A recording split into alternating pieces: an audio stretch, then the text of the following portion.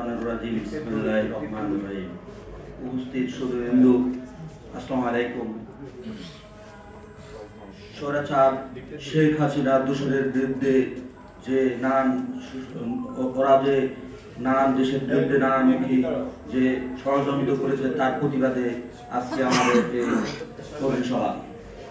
উপস্থিত সম্মানিত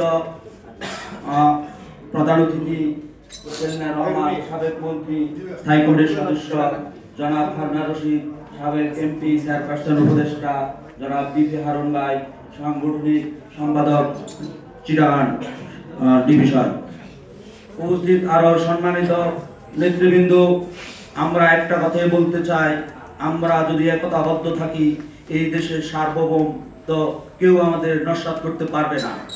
আমরা শহীদ জিয়ার আদর্শকে বুকে লালন করে আমরা দেশকে সামনের দিকে এগিয়ে নিব।